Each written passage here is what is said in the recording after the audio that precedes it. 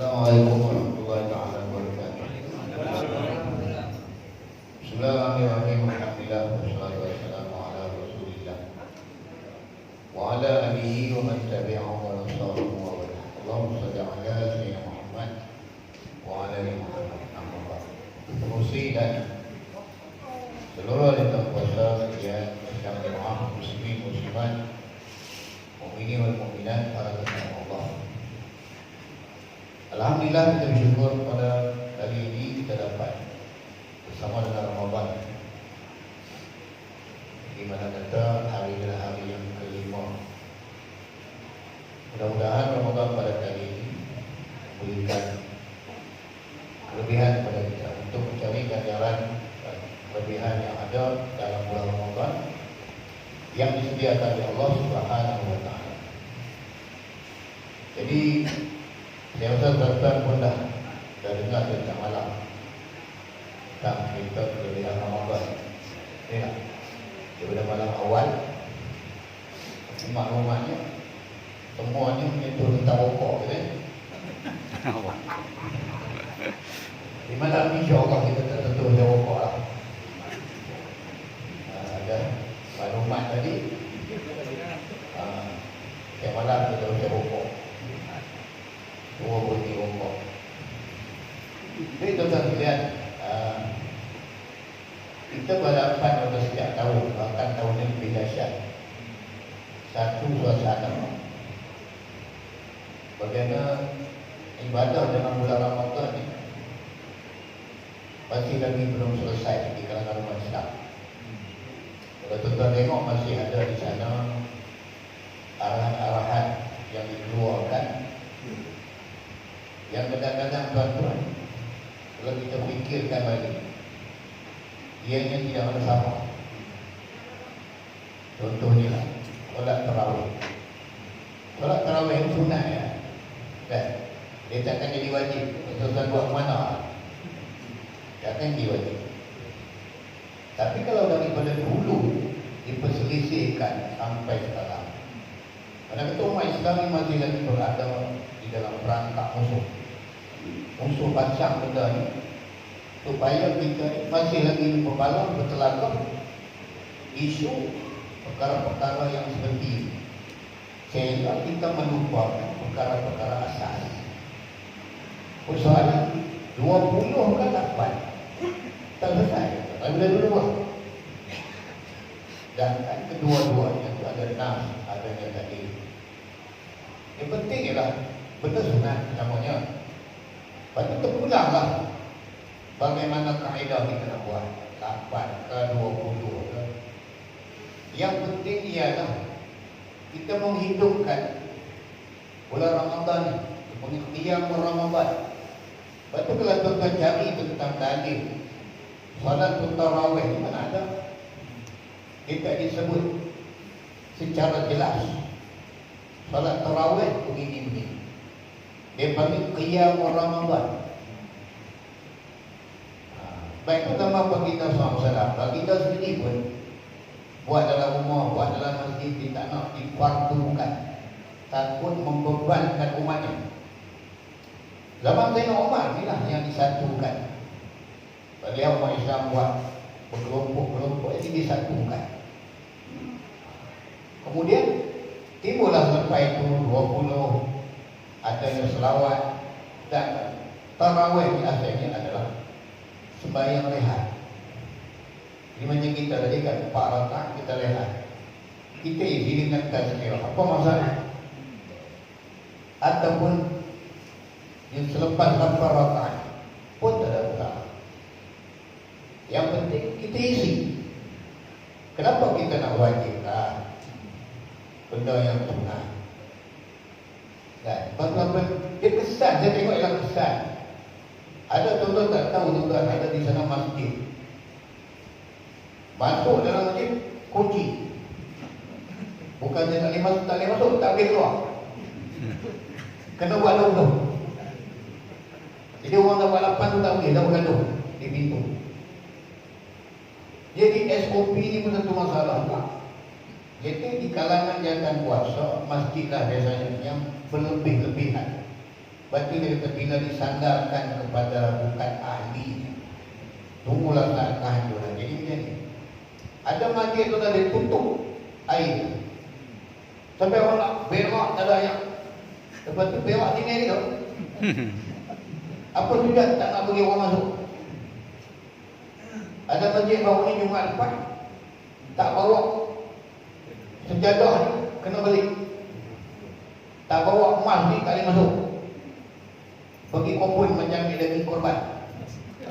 Tu yang makan lagi balik motor. Alih bayang cari mana yang boleh. Benda tu mudah ya. Tak bawa emas, duit masjid banyak. Beli emas, berduit kan? Tak tempat. Di sejarah kecil tak boleh, dia ada sejarah besar. Siapa sebab peraturan macam ni? Ini bukan gila babi gila. Babi gila tu tahap kabarnya gila. Semua tu dah, dia kesan kita tengok, dia jadi merapu. Dia jadi merapu. Tak kira soal sejadah. Tak ada sejadah. Masjid kan ada sejadah. Tak siap kalau sejadah. Pengusaha. Kalau orang yang takut kena orang terlupa. Emas kan ada masjid surau sebab tu dijual. Tak apa lagi lah jual. Ini kena balik. Balik nyong-nyong panung tu. Tak boleh masuk. Siapa suruh buat sampai tahap itu? Ada yang tutup pintu. Nak cari masuk, kita kena cari mana lubang tikus nak masuk masjid. Tahu tak? Kita kena benda-benda macam ni. Ada sekali saya nak pergi sembahyang subuh, kita terlewat kalau kata amat tanda yang luar kan. Kunci dah dia masuk. Dah masuk batu. Kita tengok ruang dah kosong. Sudah tak boleh dah masuk sembahyang dalam tu. Baik juga. Dia tutup je tu jangan kita naik ke jemaah. Ini tentu kita tengok kesan daripada bila meletakkan orang yang jahil. Satu dari segi pengurusan dan rugi jemaah pun tentu hebat. Itu belum cerita pasal jemaah lagi. Dia tak boleh masuk, dia nak masuk juga. Auto orang kata dulu kan, tak boleh masuk, dia nak masuk juga. Budak-budak tak boleh masuk, dia nak masuk juga. Ini semua tuan-tuan, dia memerlukan kepada pendidikan. Tapi kalau saya lihat sampai sekarang benda ni tak akan berubah. Dia tetap masih akan berlaku benda yang sama. Contoh macam isu diwajibkan buat 20. Tak boleh buat tazkirah. Kan? Tak boleh buat sebelum tarawih, di antara tarawih. Apa masalah tazkirah? Sampai dikatakan mengganggu ibadah. Tidakkah tazkirah itu satu ibadah? Tentu saya tengok kesan dia bila duk mengajar, duk ulun benda sunat dengan meninggalkan yang wajib. Ini kesan. Jadi kita hanya mengutamakan benda-benda kulit, syiar, buat 20. Dia buat 8, buat 20, lebih pahala. Kan? Dia nak buat benda dari segi kulit orang. Bertadarus. Tadarus boleh tak? Tadarus sunat, bukan kita nak larang orang buat sunat. Bulan untuk kita menambah ganjaran pahala. Betul? Wajib sampai ke 70 kali ganda pahalanya. Yang sunat naik tahap wajib, kita tak menafikan. Bukan kita anti sunat. Kita boleh buat benda-benda sunat. Tapi jangan sampai menjadikan pemikiran umat Islam meninggalkan yang wajib dengan menumpu yang sunat. Yang 5 waktu dia tak jaga, dia jaga tarawih. Seolah-olah Ramadan ni kena jaga tarawih. Lepas tu tadarus, tazkirah tak boleh. Tazkirah tu majlis ilmu. Sebab tak ada tazkirah, tak ada kuliah ni lah yang tak faham. Waktu lain tak lari. Kuliah-kuliah maghrib tak lari. Waktu Ramadan lah kita nak bentuk, nak bagi faham. 20 yang sunat meninggalkan yang wajib. Itu yang kita panggil ahli sunat wajibat. Bukan ahli sunat wajibat. Dia duk kira yang sunat.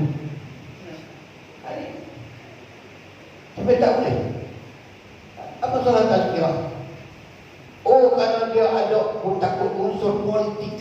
Habis yang kamu tetapkan ni pun kerana politik. Yang lu tetap tak boleh. Mesti buat 20. Kalau politik tu nak kuasa politik. Sebab apa?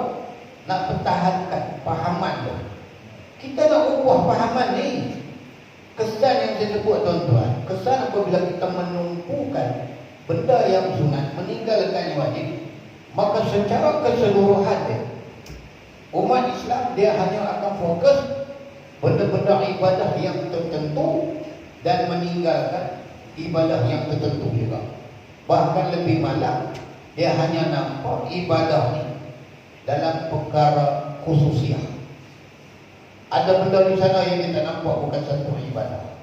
Macam selalu kita sebut, dia nampak kutiba alaikumus siyam. Okey, kena terima. Berada dalam Quran. Selang berapa muka, kutiba alaikumul qisas. Ayat ini dia tak nampak. Nampak tak? Pasal tak? Dia tak rasa ini satu tanggungjawab.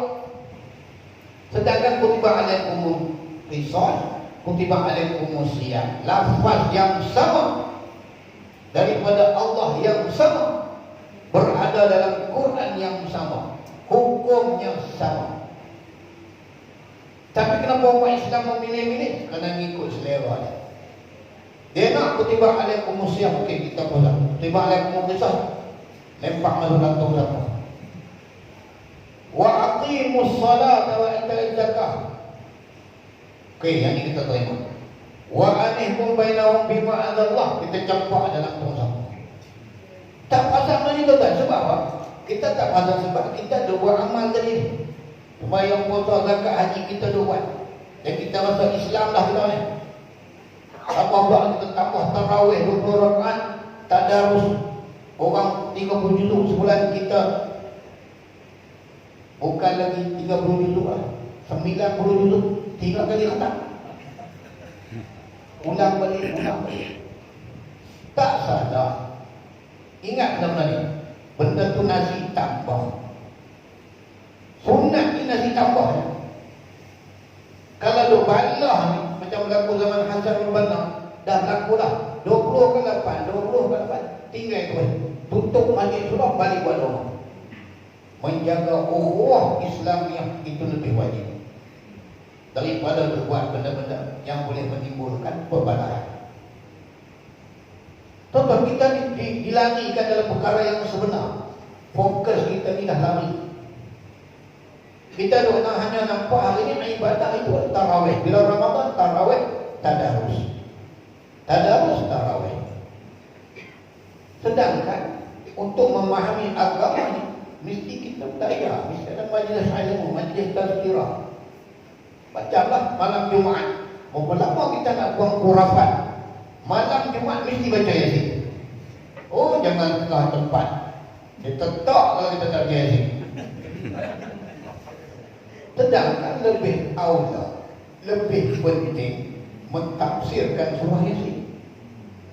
Yasin bacalah malam-malam bila. Malam yang ustaz tak mari baca Yasin. Mana ada dalil dalam malam Jumaat baca Yasin? Cuma kita buat kerana bacalah surah apa pun pada malam apa pun. Cuma kerana dia ni malam istimewa, kita baca. Yang ada ialah suratul kahfi, yang tu ada.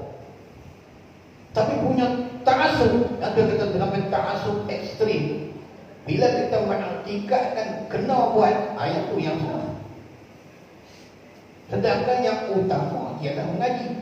Bagi faham apa yang ada dalam surah Yasin, barulah kita boleh melaksanakan tuntutan agama. Ini kita pulun baca Quran, tak ada masalah baca Quran bertadarus. Baginda SAW pun bertadarus dengan Jibril di bulan Ramadan. Tapi memahami dan mengamalkan isi kandungan Quran terlebih utama. Tapi macam mana nak faham? Tak mengaji. Macam mana nak amal? Kita tak mengaji sebab tak faham apa kita baca. Kita duk kira satu huruf dapat 10. Tak nafikan. Belajar tajwid tak nafikan. Penting. Taranum tak ada masalah. Tapi tak cukup sekadar itu. Tapi kita lihat inilah bentuk pendidikan fahaman sekular dijadi-jadi. Islam ini dipecah-pecahkan, dicerai-ceraikan. Sebab tu kita lihat umat Islam hari ini tak kisah tentang isu pelaksanaan hukum Allah. Dia tak kisah. Ni elan raya dengan judi. Oh pening kita. Elan raya. Kita tak kira lah tanpa perintah. Benda tak betul, tak betul. Tu kita kata dari dulu lagi. Dia kerana sistem. Sistem tu. Tangki ayak dia tak tahu. Ada bangkai bewok. Apa yang dilahirkan paip-paip air yang bermusuh. Bangkai bewok ni. Lagi tak ubah yang tu. Dia tak boleh. Macam tu. Tapi bukan menjadi alasan kepada kita untuk meninggalkan tanggungjawab kita untuk mengubah tangki air itu. Kena buat. Tak kat mana kita mampu kita buat. Jangan tak faham benda macam ni. Kita faham. Marilah kita tengok berapa kerajaan dah ada. Daripada BN, sebut orang malam tak sebut tak boleh. Mari PH, mari PN pula. Dia sekali mana tangki tu dia ada bangkai bewok, tak boleh selesai. Cakap terang. Kalau sekular masih ada, dia akan melahirkan jadi. Hal itulah zaman awal. Tapi macam saya sebut tadi, bukan bermakna untuk kita tinggalkan pedak dengan apa yang laku kita biarlah tak mampu kamu. Tak boleh, kena usaha. Ma la yudrakulu la yatrukulu, itu kaedah memang. Suatu kamu tak boleh buat semua, jangan tinggal semua. Betul ada di sana, akhlu bi akhlu dararain, kena mengambil mudarat. Bila bertemu mudarat, kena pilih mudarat yang kecil, tinggalkan mudarat yang lebih besar. Islam bagi jawapan pada semua permasalahan. Yang tak jadi masalah kita sebab apa? Tak faham. Tak faham. Lepas tu kita buat dalam laporan, kata dah tilakkan kerajaan dah ambil. Tetaplah tahu stesen-stesen TV kita bukan semua milik kerajaan, dia ada swasta. Tuan-tuan, contoh tengoklah Erdogan ambil alih Turki, berapa lama dia nak ubah, masih belum selesai. Sekular puluhan tahun dia bertakwa, ratusan tahun, hampir 100 tahun dia dah bertakwa. Dalam masa hanya beberapa tahun ni mampu dia nak buat. Tapi macam kata tadi, bukan menjadi alasan kepada kita untuk meninggalkan perjuangan ini, untuk memertabatkan hukum Allah. Sebab itu adalah arahan Allah. Wa anikum bainahum bima anzalallah. Adalah kau berhukum dengan hukum Allah. Cari jalan. Dia berjaya tak berjaya bukan soalan. Orang akan melihat natijah, itu biasa. Orang selalu melihat natijah. Sedangkan natijah itu daripada Allah. Allah bukan suruh kita tengok natijah. Tengok usaha. Apa usaha kita? Apa prinsip perjuangan kita? Apa yang kita sedang buat? Berjaya tak berjaya bukan kerja kita. Nabi-Nabi alaihimussalam berapa orang jaya? Ada yang mati dikegaji kepada orang itu. Atau tak pernah faham konsep perjuangan ini? Kita faham bukan senang. Berapa puluh tahun kita dijajah ni, ratusan tahun. Berapa kuasa besar dunia, kuasa penjajahan dah takluk negara kita, dah ubah petak kita. Tiba-tiba kita nak ambil masa yang singkat untuk mengubah semula. Takkan mudah begitu saja. Tapi saya ulang beberapa kali, bukan jadi alasan. Jangan jadikan alasan. Sebab di hidup ini perjuangan. Betul, ayat-ayat perjuangan begitu banyak di dalam Al-Quran. Tuan-tuan sekalian, malam ni tak kata kat rokok, kita kata benda yang besar. Kita contoh tentang sistem. Kita tak mau cerita yang pipe, pilih pipe banyak ni, yang bau ayam pakai bewok ni, yang banyak ni kita tak mau bincang. Judi Allah kapal ni, kalau dia lahir dari sistem, lagi sistem tu tak ubah, lagi tu lah. Sebab tu tahun yang dia raya dia sebut, kita nak bina insan, bukan bina bangunan, bukan bina masjid. Bina masjid belum tentu orang datang dia. Tapi kalau bina manusia, dia akan buat masjid. Sebab tu kita nak bina manusia. Dengan apa? Beri kepahaman. Tapi tuan-tuan, macam kita sebut sekarang ni, kan, sekarang ni kerajaan di bawah ni batu orang. Bukan sedanglah kita nak mengajak orang.